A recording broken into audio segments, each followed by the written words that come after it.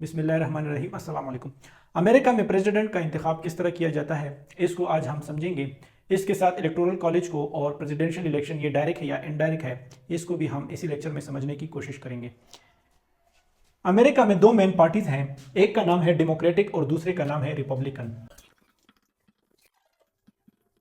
Before presidential election in the United states, पहले इन दो main parties में जो है इंट्रा पार्टी इलेक्शंस होते हैं। फॉर एग्जांपल ये डेमोक्रेटिक पार्टी है, इससे भी जो है 20 उम्मीदवार हैं, वो कह रहे हैं कि हम सदारती इंतखाबात जो है वो कंटेस्ट करना चाहते हैं। रिपब्लिकन से भी जो है वो 20 उम्मीदवार है, वो भी कहते हैं कि हमने जो है सदारती इंतखाबात लड़ने हैं। तो पहले इन दोनों पार्टीज में या अगर इसके अलावा और भी पार्टीज है तो इनमें जो है इंट्रा पार्टी इलेक्शन होगा।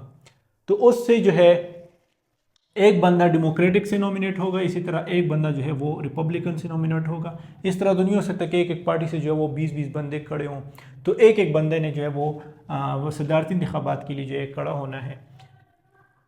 जो बाइडेन जो है वो डेमोक्रेटिक पार्टी से है, इसी तरह डोनाल्ड ट्रंप जो है वो रिपब्लिकन से है। ठीक है, तो पहले तो ये पार्टीज जो इनका इंट्रा पार्टी इलेक्शन हो गए, इनके अपने रजिस्टर्ड वोटर जो हैं वो जो है एक बंदे का इंतखाब करेंगे। फॉर एग्जांपल डेमोक्रेटिक से जो है जो बाइडेन का इंतखाब हुआ, इसी तरह रिपब्लिकन से है डोनाल्ड ट्रंप का इंतखाब हुआ। जो भी प्रेसिडेंट कंसेक्यूटिव जो है वो सदारती इंतखाबात के लिए जो है वो उम्मीदवार बनेगा, तो वो उसके खिलाफ उस पार्टी में नेक्स्ट टर्म के जो है कंसेक्यूटिव नेक्स्ट टर्म में उसके खिलाफ कोई खड़ा नहीं होगा। फॉर एग्जांपल जो बाइडेन जो है ये अब प्रेसिडेंट है डेमोक्रेटिक पार्टी से, और अभी 5 नवंबर को यूनाइटेड स्टेट्स में जो है सदारती इंतखाबात होने जा रहे हैं, तो जो बाइडेन के खिलाफ पार्टी में जो है वो कोई खड़ा नहीं होगा। इसी तरह डोनाल्ड ट्रंप जो अपने वक्त में प्रेसिडेंट थे और वो दोबारा प्रेसिडेंशियल इलेक्शन के लिए खड़े हुए थे, तो उसके खिलाफ कोई पार्टी में खड़ा नहीं हुआ था। अब इंट्रा पार्टी इलेक्शंस हो गए, डेमोक्रेटिक से भी एक बंदा जो नॉमिनेट हो गया, रिपब्लिकन से भी एक बंदा नॉमिनेट हो गया। अब इसके बाद ये होगा कि यूएस के जो सिटीजन है, फॉर एग्जांपल ये यूएस का सिटीजन है, ये जब वोट करेगा जो बाइडेन को या डोनाल्ड ट्रंप को, तो ये डायरेक्टली वोट नहीं कर सकता।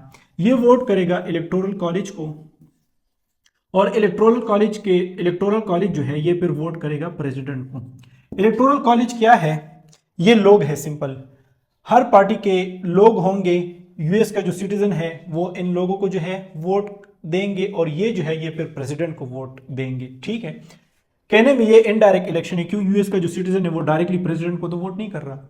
वो जब वोट कर रहा है तो इलेक्टोरल कॉलेज को वोट कर रहा है, इलेक्टोरल कॉलेज जो है वो प्रेसिडेंट को वोट कर रहा है। यूनाइटेड स्टेट में 50 स्टेट्स हैं, और हर स्टेट्स में जो है इलेक्टोरल कॉलेज के जो वो है नुमाइंदगान होंगे। तो यूएस का जो सिटीजन है वो इलेक्टोरल कॉलेज को वोट करेगा। अब इलेक्टोरल कॉलेज के सीट्स कितने हैं? इनके सीट्स टोटल यूनाइटेड स्टेट्स में उतनी ही है जितनी यूनाइटेड स्टेट्स के कांग्रेस की सीटें हैं। तो यूनाइटेड स्टेट्स के कांग्रेस की कितनी सीटें हैं? कांग्रेस के अपर हाउस को सेनेट कहा जाता है। सेनेट के यूनाइटेड स्टेट्स में 100 सीट्स हैं। यूनाइटेड स्टेट्स में 50 स्टेट्स हैं, और हर स्टेट के 2 सीटें हैं सेनेट के।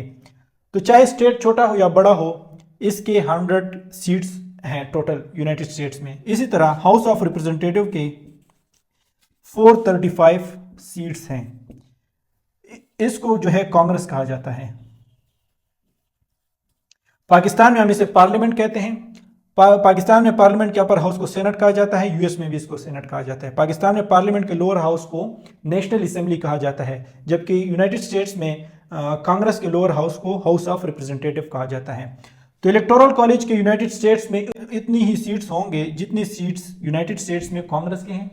तो कांग्रेस के ये मिलाकर ये हो गए 535 सीट्स। इसके साथ +3 जो है ये वाशिंगटन डीसी के सीट्स जो है इलेक्टोरल कॉलेज के लिए होंगे। तो टोटल बन गए 538 सीट्स। यूनाइटेड स्टेट्स में प्रेसिडेंशियल इलेक्शन जब होते हैं तो इलेक्टोरल कॉलेज के सीट्स कितने होंगे? 538 सीट्स। इलेक्टोरल कॉलेज के उतनी ही सीट्स हैं जितने सीट्स यूनाइटेड स्टेट्स में कांग्रेस के हैं। तो और +3 ये वाशिंगटन डीसी के हैं जो यूनाइटेड स्टेट्स का कैपिटल है। तो टोटल सीट्स इलेक्टोरल कॉलेज के हो गए 538। अब इन 538 इलेक्टोरल कॉलेज में तो यूनाइटेड स्टेट्स में ईच स्टेट्स में भी जो है वो इलेक्टोरल कॉलेज है। तो ईच स्टेट्स में इलेक्टोरल कॉलेज के कितने सीट्स होंगे? ईच स्टेट में भी इलेक्टोरल कॉलेज के उतने ही सीट्स होंगे जितने ईच स्टेट में कांग्रेस की सीटें हैं। तो ये तो क्लियर है कि कांग्रेस के ईच स्टेट्स में 2 सीटें हैं, टोटल 50 स्टेट्स है तो 100 सीट्स हो गई। लेकिन हाउस ऑफ रिप्रेजेंटेटिव के सीट्स जो है वो यूनाइटेड स्टेट के ईच स्टेट में डिफरेंट है। छोटा स्टेट होगा क्योंकि ये तो रिप्रेजेंटेटिव है, छोटा स्टेट होगा तो कम सीटें होंगी, बड़ा स्टेट होगा तो ज्यादा सीट्स होंगी। फॉर एग्जाम्पल कैलिफोर्निया की हम बात करें, कैलिफोर्निया की हम बात करते हैं तो कैलिफोर्निया की 55 सीट्स हैं, कांग्रेस की कैलिफोर्निया में 55 सीट्स हैं, तो इलेक्टोरल कॉलेज के भी 55 सीट्स होंगे। ये बात तो अंडरस्टूड है कि 55 में जो है 2 सीटें जो हैं वो सेनेट के हैं, तो 53 सीटें जो हैं ये उसकी होगी हाउस ऑफ रिप्रेजेंटेटिव की। तो 53 सीटें जो ये हाउस ऑफ रिप्रेजेंटेटिव की हैं और ये 2 सीटें जो हैं ये सेनेट की हैं, ठीक है। तो इसी तरह इलेक्टोरल कॉलेज के कैलिफोर्निया एक बड़ा स्टेट है तो वहां पे इलेक्टोरल कॉलेज की जो सीटें हैं वो 55 हैं। इसी तरह न्यूयॉर्क की बात करें तो न्यूयॉर्क में जो है इलेक्टोरल कॉलेज की जो सीटें हैं वो है 28 सीटें हैं। तो इसमें जो है 26 हाउस ऑफ रिप्रेजेंटेटिव के होंगे और 2 सीटें जो हैं ये उसके हैं सेनेट के हैं, ठीक है। तो यही 28 सीटें जो है इलेक्टोरल कॉलेज के भी होंगे। अब तरीक़ेकार क्या होगा?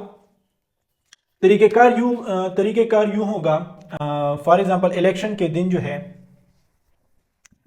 डेमोक्रेटिक और रिपब्लिकन इनके जो बंदे हैं वो खड़े होंगे। फॉर एग्जांपल यूएस सिटीजन आ गया, ये इलेक्टोरल कॉलेज के जो है हम बात करते हैं कैलिफोर्निया में, ठीक है। इलेक्टोरल कॉलेज और कैलिफोर्निया स्टेट की हम बात करते हैं कि वहां पर इलेक्शन किस तरह होगा।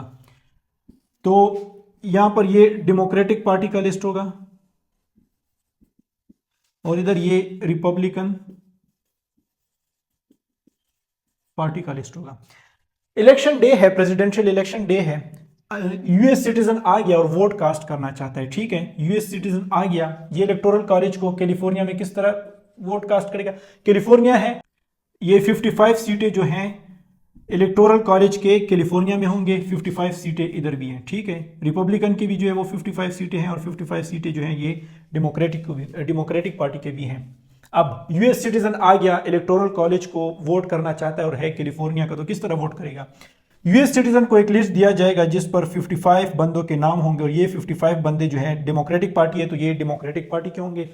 इसी तरह रिपब्लिकन है, इनको ईच सिटीजन को ये लिस्ट दी जाएंगी, रिपब्लिकन के भी इधर 55 नाम होंगे, ये रिपब्लिकन पार्टी के नाम होंगे। जब यूएस सिटीजन आएगा इलेक्टोरल कॉलेज को वोट देगा, ये इलेक्टोरल कॉलेज के कैलिफोर्निया में देगा तो 55 सीटें होंगी, ठीक है, 55 रिपब्लिकन की। अब वो एक वोट कास्ट करेगा, इस तरह नहीं होगा कि 20 वो इधर पसंद करे 30 इधर पसंद करे, इस तरह नहीं होगा। 55 है वो एक वोट कास्ट करेगा, ये एक वोट जो है ये इन 55 के 55 को जाएगा, ठीक है। इसी तरह वोट कास्ट कर दिया उसने, ईच सिटीजन जो है वो एक ही वोट कास्ट कर सकता है, ठीक है। अब ये 55 के 55 को चला गया, शाम को जब फैसला आएगा, फॉर एग्जांपल डेमोक्रेटिक पार्टी ने जो है वो 55% वोट ली हैं, इसने जो है 45% वोट ली है, तो इधर एक रूल अप्लाई होगा, विनर टेक्स ऑल। ये नहीं होगा कि कुछ सीटें ये डेमोक्रेटिक जीतेगी, कुछ सीटें जो वो रिपब्लिकन जीतेगी, नहीं। इसने 51% भी अगर लिए तो ये सारी सीटें कैलिफोर्निया में 55 के 55 डेमोक्रेटिक के हो गए। इसी तरह 50 स्टेट्स में इसी तरह इलेक्शन कराएगा, इलेक्टोरल कॉलेज का इलेक्शन इसी तरह 50 स्टेट में होगा। इलेक्टोरल कॉलेज को ये यूएस सिटीजन वोट करेगा और ये इलेक्टोरल कॉलेज जो है ये फिर प्रेसिडेंट को वोट करेगा। तो अगर डेमोक्रेटिक पार्टी ने 270 सीट्स ली हैं मिनिमम, तो इसका मतलब है कि ये जाएगा 270 सीट्स ये जाएंगे जो बाइडेन के हक में, ठीक है। इसी तरह अगर रिपब्लिकन ने 270 सीट्स ली हैं तो ये सीट्स जाएंगी रिपब्लिकन पार्टी को और उससे उम्मीदवार जो है वो डोनाल्ड ट्रंप होगा, तो फिर उसके हक में ये सीटें जाएंगी तो वो जीतेगा। 270 जो ये मिनिमम शर्त है। तो कहने में तो ये इनडायरेक्ट इलेक्शन है कि यूएस सिटीजन जो है ये इलेक्टोरल कॉलेज को वोट कर रहे हैं, इलेक्टोरल कॉलेज वो प्रेसिडेंट को वोट कर रहा है, लेकिन रियलिटी में ये डायरेक्ट इलेक्शन है क्योंकि यूएस सिटीजन को तो पता है कि मैं डेमोक्रेटिक को वोट कर रहा हूं, अगर ये जीत गई तो ये वोट जा रहा है जो बाइडेन को। यूएस सिटीजन को तो पता है कि मैं इलेक्टोरल कॉलेज के रिपब्लिकन को वोट कर रहा हूं, अगर ये जीत गई रिपब्लिकन तो ये वोट जा रहा है डोनाल्ड ट्रंप को। तो कहने में ये इनडायरेक्ट इलेक्शन है, ठीक है, इनडायरेक्ट। लेकिन रियलिटी में ये डायरेक्ट है क्योंकि सिटीजन तो जानता है कि यार मैं इलेक्टोरल कॉलेज को वोट कर रहा हूं, लेकिन वो वोट तो जा रहा है या जो बाइडेन के हक में या डोनाल्ड ट्रंप के हक में। अगर वो डोनाल्ड ट्रंप को देना चाहते तो वो रिपब्लिकन पार्टी को दे, अगर वो जो बाइडेन को देना चाहते तो वो डेमोक्रेटिक पार्टी को दे।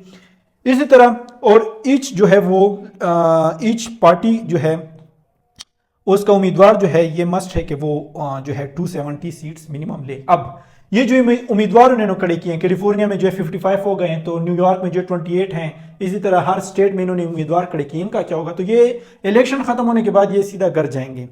America, United states of America में जो है 3 मेजर इलेक्शंस होते हैं। हाउस ऑफ रिप्रेजेंटेटिव के अलग इलेक्शंस हैं, सेनेट के अलग इलेक्शंस हैं और प्रेसिडेंट के अलग इलेक्शन है। चूंकि यूनाइटेड स्टेट्स ऑफ अमेरिका में प्रेसिडेंशियल गवर्नमेंट है, तो उधर जब प्रेसिडेंट इलेक्ट होता है तो फिर इसकी अपनी कैबिनेट होती है, इस प्रेसिडेंट की फिर अपनी कैबिनेट होती है। ये खुद अपनी मर्जी से जो है वो चूज करता है। तो ये कैबिनेट प्रेसिडेंशियल और इसका कैबिनेट ये अलग है, सेनेट अलग है, हाउस ऑफ रिप्रेजेंटेटिव जो अलग है। तो ये इनके अलग अलग जो है वो इलेक्शंस भी होते हैं। मैं उम्मीद करता हूँ इस लेक्चर की समझ आई होगी। अगर किसी पॉइंट की समझ नहीं आई तो आप जो है कमेंट सेक्शन में अपनी राय का इजहार कर सकते हैं। Thank you.